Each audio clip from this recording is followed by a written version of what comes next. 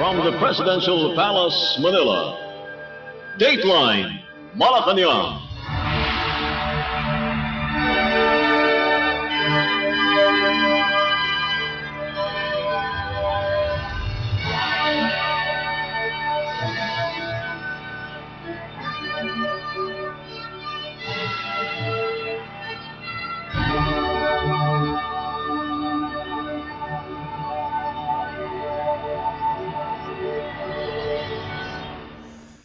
Good day. This is Dateline Malacañang. Philippine President Ferdinand R. Marcos Jr. turned emotional on Monday when cases of online sexual abuse and exploitation of children, or OSAIC, was discussed during the summit against OSAIC in Makati City. In his speech, the president said he couldn't help but shed a tear while listening to the victims' experiences of abuse and couldn't imagine how many more children have gone through this kind of abuse. According to the chief executive, it is disgraceful that the Philippines is known to be the epicenter of this kind of crime against children, and embarrassing to say that the government is still incapable of fighting against this kind of crime. Because of this, President Marcos directed concerned government agencies to beef up its fight against those behind this crime. Let us listen to the speech of Philippine President Ferdinand R. Marcos Jr. during the event. As I was listening to the young lady, and she is a lady, I could not help but shed a tear to try to have to relive the suffering that she went through, and to think how many other children are, even as we here sit in this fancy hotel room, eating our fancy food, continuing to suffer the same fate as she has.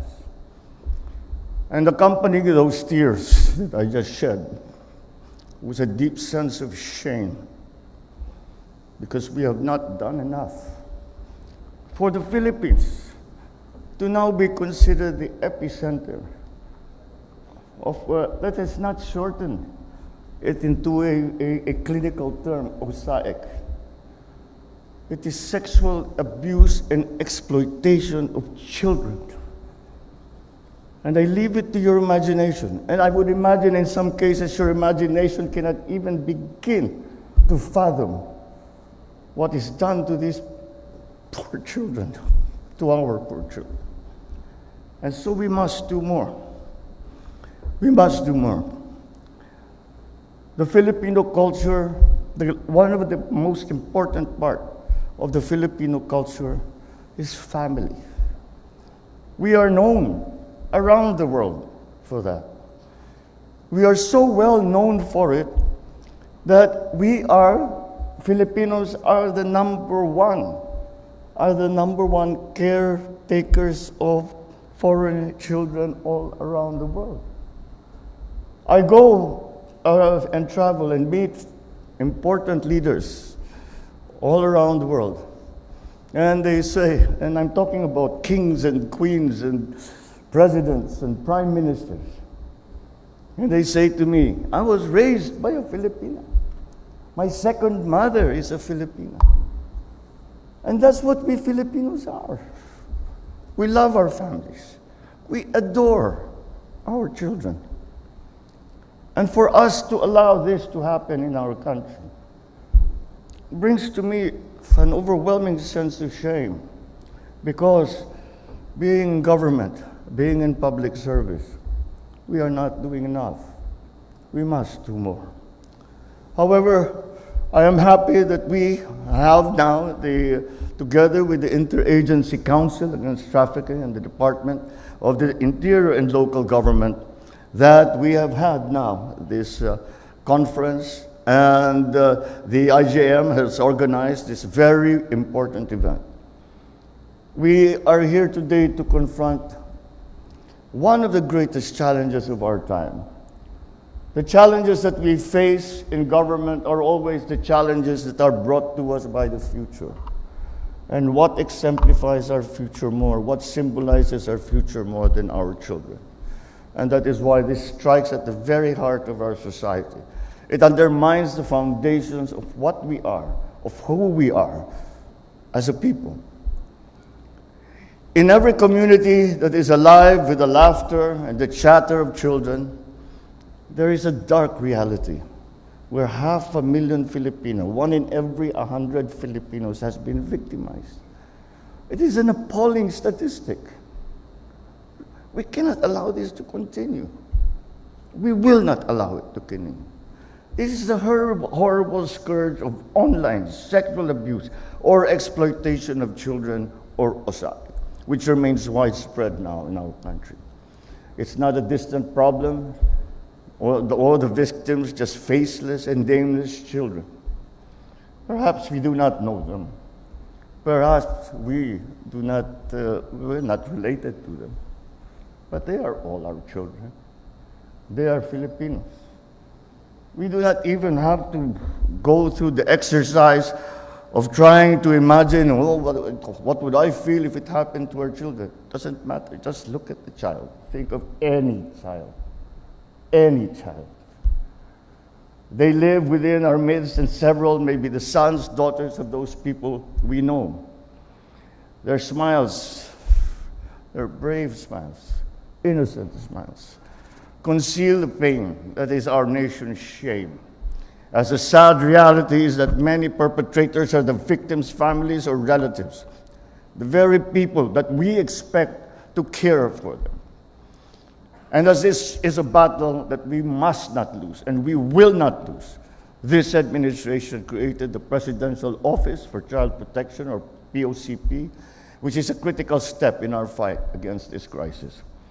The POCP will serve as the epicenter of our efforts, bringing together resources and strategies to ensure that every child in our country is protected and supported. On the legislative side, such as the Anti-OSAIC and Anti-CSAEM Act, as well as the expanded Anti-Trafficking in Persons Act of 2022, also underscore a relentless pursuit to bring these perpetrators to justice. Furthermore, our Tier 1 status in the Trafficking in Persons report shows that we as a country have made earnest efforts and leadership in combating the crimes of human trafficking and OSAIC. We have also set the global example of effective law enforcement, collaborating with Philippine Internet Crimes Against Children, or the PICAC. The Philippine National Police Women and Children Protection Center reported that it has rescued more than 1,099 victims of trafficking in persons and OSAIC, and arrested more than 100 suspects from 2022 to July of 2024. This might give us some satisfaction. If that is how many that we have apprehended, if that is the number of the children that we have saved, I cannot help but thinking how many are still left out there.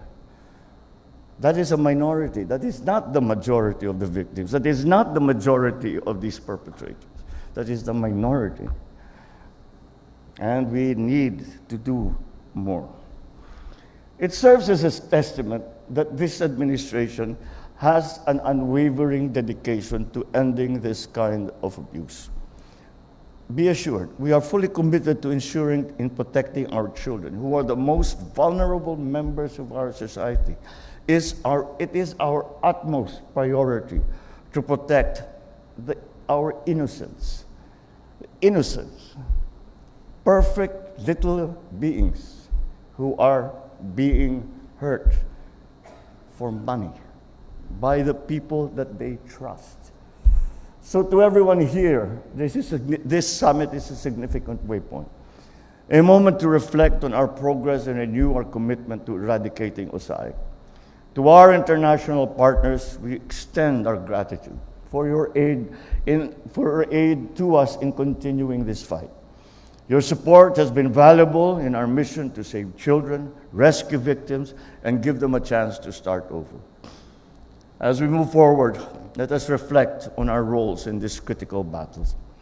To the DSWD, the DOH, DOJ, DepEd, DILG, let us stand firmly by our sworn duty to protect the innocent children who have no power to defend themselves and have only us to look to do that for them. Continue to develop training programs, ensure that our law enforcement, the prosecution, social workers, teachers, other public servants are well equipped to handle these cases. Strengthen our criminal justice system to the end that all who perpetrate this abhorrent crime are put behind bars and made to pay for what they have done. And everyone should think not only twice, but 3, but 4, 5, 10, 100 times before committing this abuse again. I have said it before, I will say it again. This administration will do everything. We will spare no effort to combat these heinous crimes against our children.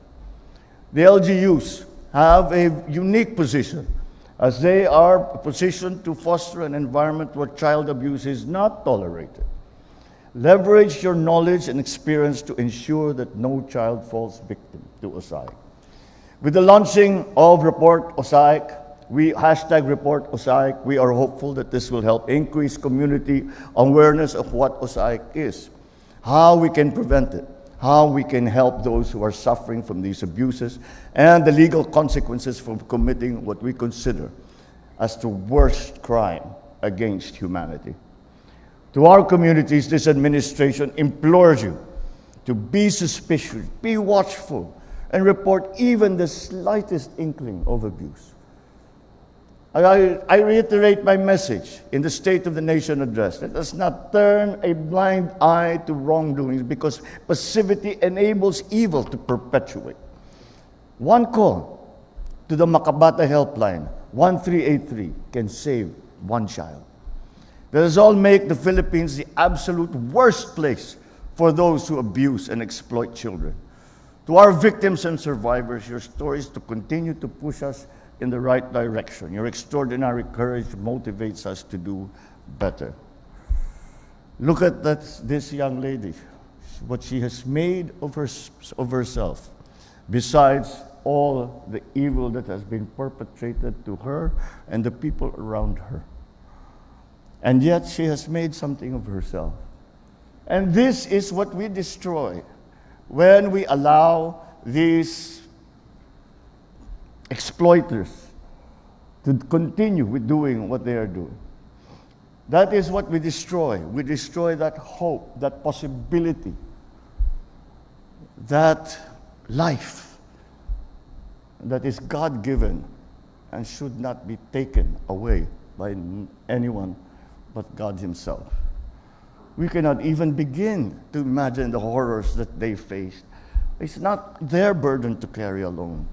The entire government is with you. We hold your hand and walk along the arduous path towards healing and recovery. As we were discussing many of the measures that we were trying to put into place, I reminded all the heads of the different agencies what we are trying to do here, what is the most important part of this work that we are trying to do here, is to save the child, save that life. That should be always our primary consideration, because life, when taken away, can never be returned. And for whatever we do, a part of that child's life has already been permanently taken away. Perhaps we can offer another option, another form, another chance at a good life. And that's what we have to always remember. This is not about crime. This is not about money. This is not about exploitation. It is about preserving and saving and making sure that our future is bright. Our children are our future. Let us save them. Let us keep them safe. Let us keep them healthy. Let us keep them strong. because that way we keep our future safe and healthy and strong. It is that existential in its importance. We are resolute in our commitment to provide services that will help move the victims forward, such as therapy, reintegration to DSWD and its partners, including, of course, the IJM. Let us build a world where justice and compassion prevail and every child's safety and dignity are upheld. Dahil sa bagong Pilipinas, inaaruga at pinoprotektahan natin ang ating mga anak.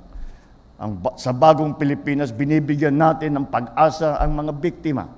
Sa bagong Pilipinas, sinisigurado natin na may mananagot sa mga nagsasala. Sama-sama po natin tapusin ang usahay. You just heard Philippine President Ferdinand R. Marcos Jr. Dateline Malacañang. Philippine President Ferdinand R. Marcos Jr. on Monday has set the political tone of the administration's Partido Federal ng Pilipinas or PFP as the midterm elections draw near. Speaking during the PFP National Convention and General Assembly at the Diamond Hotel Manila in Ermita, the President urged PFP members to be always sincere with allied parties. The Chief Executive also urged them to help their political allies while they plan for the upcoming elections. President Marcos said the party should also lead its allies in handling most pressing issues within and outside the alliance.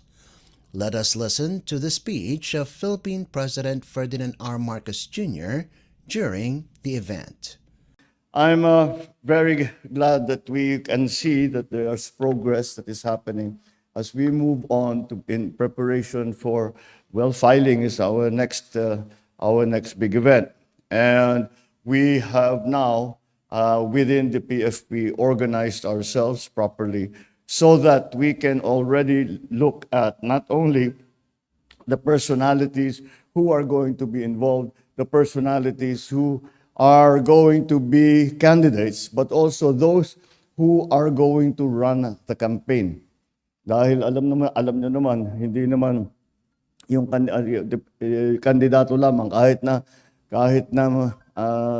saan, kahit anong kandidato, kailangan may support group. Kaya ito yung gagawin ng PFP para sa ating mga kandidato in all the different ways, in the ways that are needed for all of you to succeed.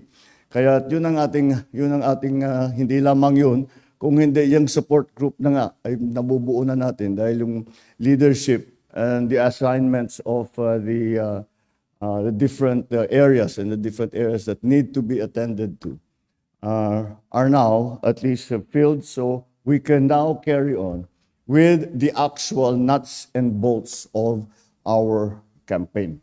Na iniisip na natin, paano tayo gagawa.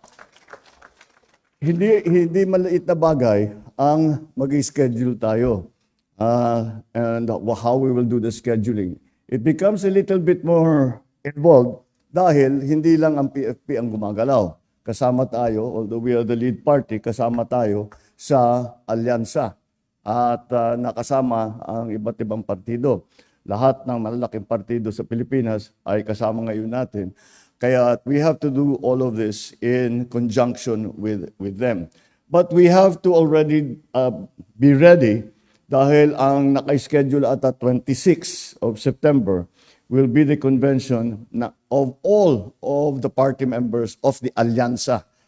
Hindi na ang different parties, lahat na ng partido nandun na, where we will be deciding many of the issues that are still outstanding, where we will be finally coming to terms with the differences in terms of approach of the different parties.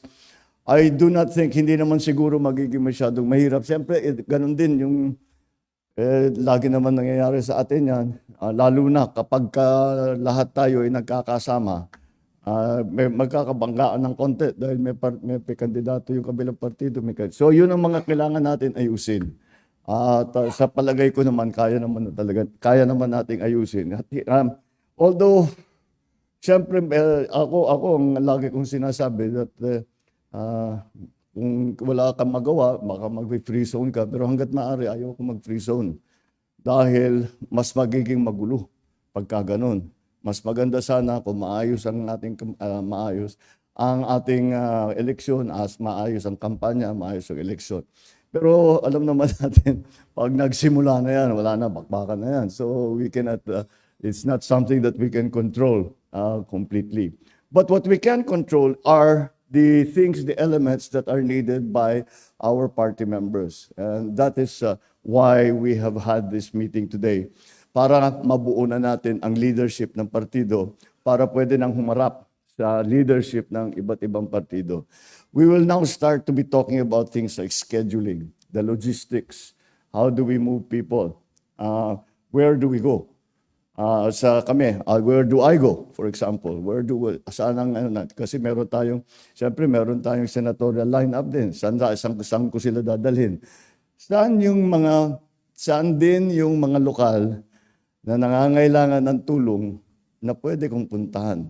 Dahil meron siyempre mga kasama natin na sinasabi natin yung lugar nila, hindi talaga tayo maaring matalo dyan. Meron naman yung mga ibang lugar, ay wala na, sure bet na yun, walang kalaban. So, okay na siya.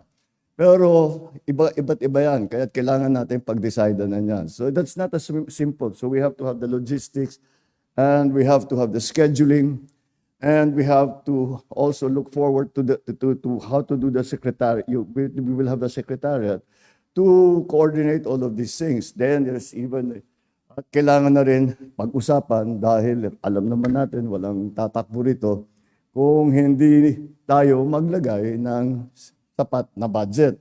Kaya gumawa na tayo ng ating mga pangangailangan. That's what the leadership of the party is going to do. At siguro it's about time. Dahil balita ko, handa na raw mag-release ng limpak-limpak na salapi si Mr. Anton Nagdameo. Kaya,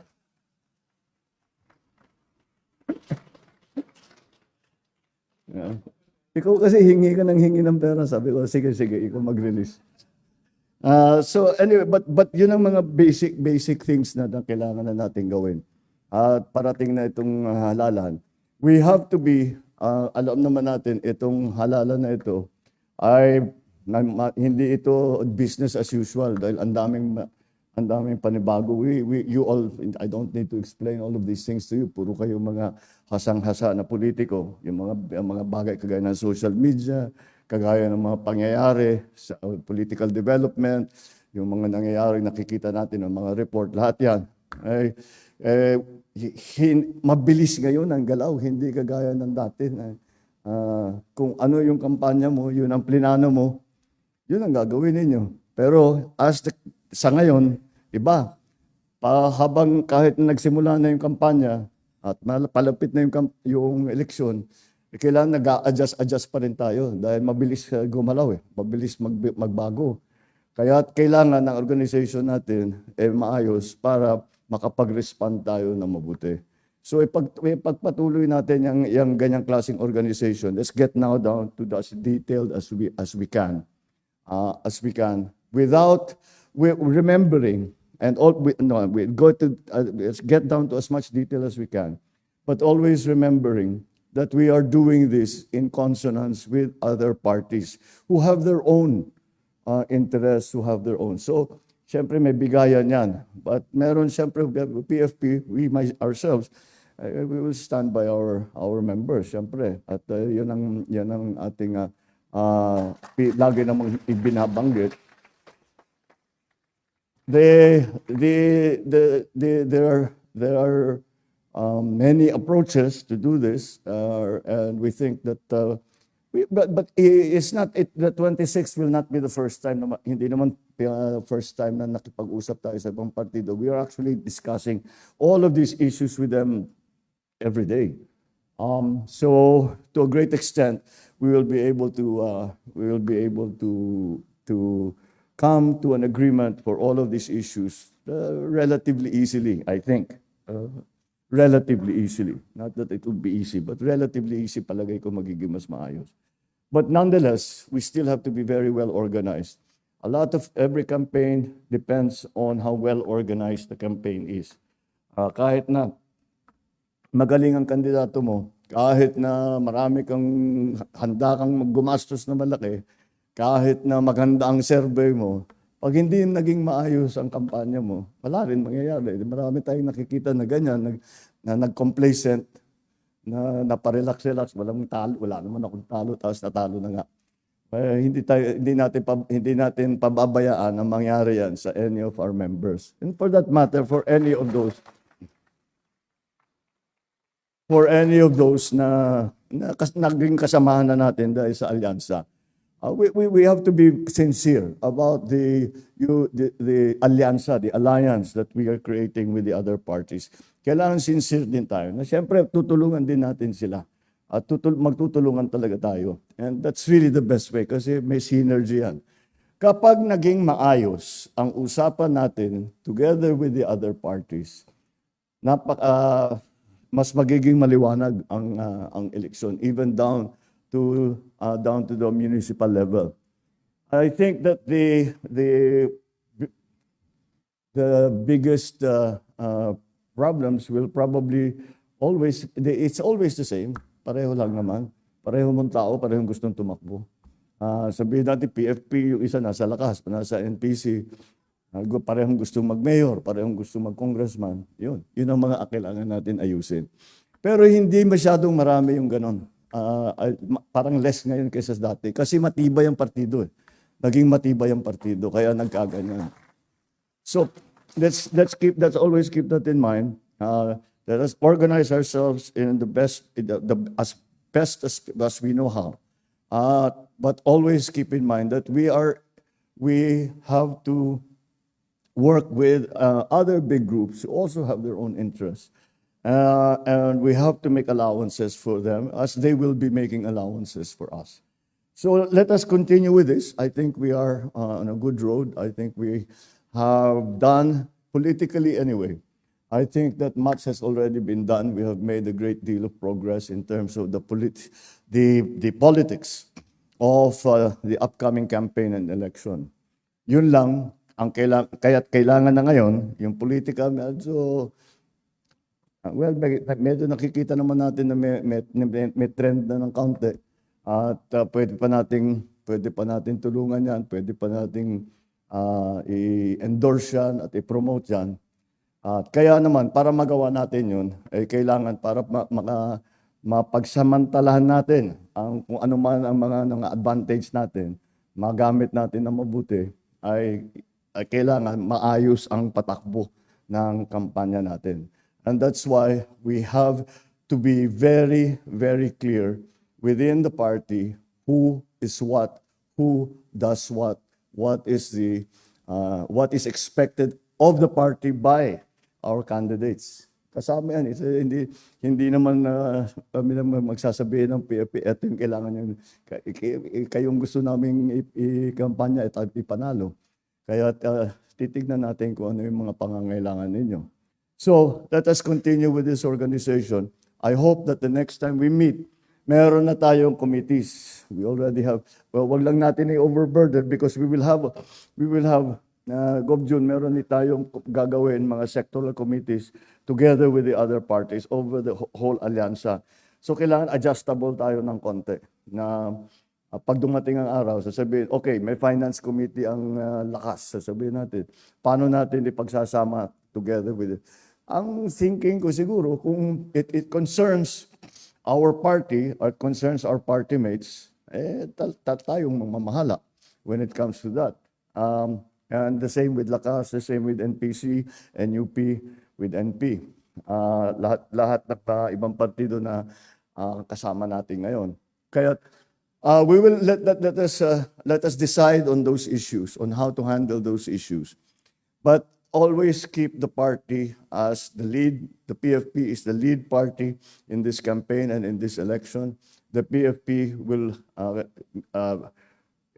remain the central the central force in the political aggregation that we are creating together with all of the other parties that we have come into agreement with. Kaya yan ang ating mga pinaplano. Gawin natin na maganda ito. As I said, lahat naman kayo mga highly experienced politicians. Kaya we have a wealth of very good people here who have run and won many elections. And so between us, siguro naman, malalaman natin kung paano yung pinakamagandang approach para dito sa halalan. Hindi naman nagbabago na masyado yan.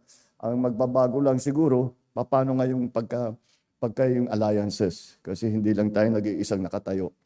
Kaya yun lang at patuloy natin gagawin ito. At I hope when will be the next time that we can assemble again. Para meron na tayong organization, meron na tayong secretariat, na mamamahala para sa ating mga kandidato at para masabi na natin sa kanila saan kayo tatakbo pag may problemang ganito, saan kayo kung may scheduling problem, kung may logistics problem, kung may budget, whatever, dapat alam na nila kung sino ang pupuntahan nila. So that's the next step para maging maging functioning na ang partido natin, specifically for the 25 election. So we're making good progress, and as I said, yung ating mga kasamahan sa alyansa, we are also making good progress. We have always been in touch with all of them. The different parties really have made very clear what are their concerns, what are their requirements, what do they want to do. We have made the same thing clear also to them that ito yung pangangailangan ng partido. Ito yung kaya namin, we can take it on. These are the things that PFP can be in charge of. These are the things that we cannot take care, we need help with this, etc., etc. Yun ang mga aayusin natin. Yun na ngayon ang magiging halos briefing na yan the next time. Na magsasabi ganito, i-drawing namin kung ano na yung structure, as I said, where will be the different functions of the campaign be, who will be in charge of them, how do you engage them, how do you get in touch with them, what you can expect them to do for you, and all of those details that come out of that discussion. So congratulations to those who have been elected and chosen as leaders of the different positions in the party and the different regions, regional ang ating ginawa. Different regions of the party at the different levels. And I think we just keep up the good work, and I think we will be successful. You just heard Philippine President Ferdinand R. Marcos Jr. Dateline Malacañang. In other news, the Philippines Department of Justice, or DOJ, on Monday said the ruling of the Manila court to convict 4 persons in connection with the May 2017 smuggling of 6.4 billion pesos worth of shabu or methamphetamine shows the government's commitment to crack down on the illegal drugs trade. In a statement, Justice Secretary Jesus Crispin Remulla said, "A drug-free Philippines is just within the horizon and never would be an impossible dream as long as law enforcement continue to work hard and help one another in punishing those who deal with illegal drugs." In an 89-page decision, the Manila Regional Trial Court, or RTC Branch 21, found customs broker Mark Taguba and his 3 co-accused guilty of misdeclaration, smuggling, transportation and facilitation of smuggled goods, and violation of the Customs Modernization and Tariff Act. Also found guilty were Irene May Tatad, Fidel D., and Dong Yishen alias Kenneth Dong.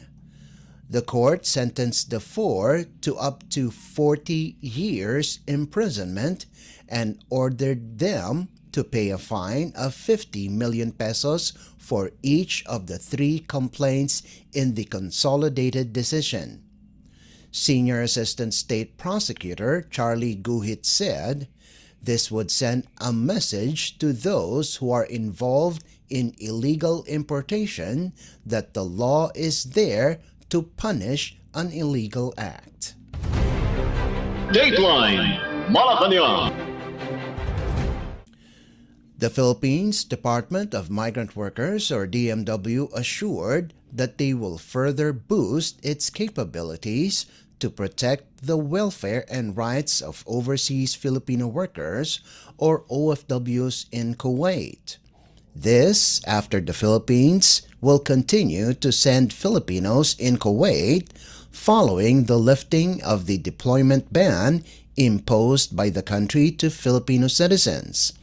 According to the DMW, the agency recently gave 35 OFWs pre-departure briefings to monitor their situation in the host country. The DMW reminded them of their rights and responsibilities before proceeding to their foreign employer. Last week, 11 OFWs flew to Kuwait, while 25 others are set to travel to the country this week. The lifting of the deployment ban is brought about by a signed agreement between the Philippines and Kuwait to strengthen the promotion of rights of OFWs, as well as implementing a whitelisting of recruitment agencies that follow Kuwait's rules and regulations. Dateline Malacañang. Meanwhile, 37 overseas Filipino workers, or OFWs, on Monday arrived in the Philippines from Lebanon due to the increasing tensions in the country. 5 children were among the OFW repatriates who arrived in the country. The OFWs immediately received financial help amounting to 75,000 pesos, which came from the Department of Migrant Workers, or DMW's Action Fund. Besides this, DMW Secretary Hans Leo assured the OFWs of the government's total support for their reintegration, including psychosocial support and other services. With the new batch of repatriates, a total of 403 OFWs and 55 dependents have already returned to the country from Lebanon since the start of the Israel-Hamas conflict in October last year. Dateline Malacañang. And finally, the Philippines Department of Health, or DOH, on Monday reported that the country has logged 18 confirmed cases of Mpox, formerly known as monkeypox, as of the 18th of August. Health Secretary Teodoro Herbosa said 5 of the cases have already recovered. In a press briefing, Herbosa said there are 11 left in home isolation. Herbosa added that all of the cases have no epidemiological link, as they have not transmitted the infection to anyone. To date, the Health Secretary said, the Food and Drug Administration, or FDA, has not approved any vaccine for Mpox in the Philippines. Secretary Herbosa said he has requested for 2,500 vaccine doses, but they are not yet in the country. The DOH is expecting to receive the Mpox vaccines in a few months. However, the Philippines is not on the priority list, as the World Health Organization, or WHO, announced to pour the supply of jabs in countries experiencing an mpox outbreak. Herbosa said detection and isolation can control the spread of the disease, and cleanliness and good hygiene are key in preventing it. The Research Institute of Tropical Medicine, or RITM, has issued an mpox polymerase chain reaction, or PCR testing, retraining for the hospitals that have responded as testing sites in 2022 when mpox was declared as a public health emergency of international concern by the WHO. These hospitals are Baguio General Hospital, Lung Center of the Philippines, San Lazaro Hospital, Vicente Soto Medical Center, Southern Philippine Medical Center, Western Visayas Medical Center, and Bicol Medical Center. Currently, the East Avenue Medical Center is ready to conduct mpox PCR testing apart from the RITM. Dateline Malacañang. Before we conclude our program, Radio Pilipinas World Service of the Presidential Broadcast Service is heard over the following shortwave frequencies: 15.640 MHz, 17.820 MHz, and 12.010 MHz. You can also visit our Facebook page and YouTube channel at Radio Pilipinas World Service. You will be able to hear and view our Filipino and English programs, including news updates here in the Philippines. Kindly subscribe, like, and share our posts as well. And that concludes this edition of Dateline Malacañang. For Radio Pilipinas World Service, this is Leo Magpayo. Good day and stay safe. From the Presidential Palace, Manila, Dateline Malacañang.